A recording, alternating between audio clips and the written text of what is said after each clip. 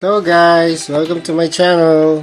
This is my 40-inch Samsung Smart TV and it has a bad sound from its speaker and need replacement.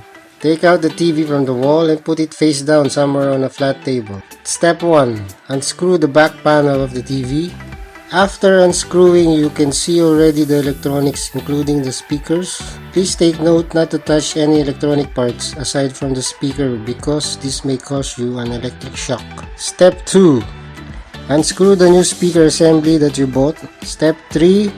Take out the old speaker from the right side of the TV and put the new speaker. You may also strip down the tape securing the speaker using fingers. But in my case, I use a cutter in removing all tapes and foam.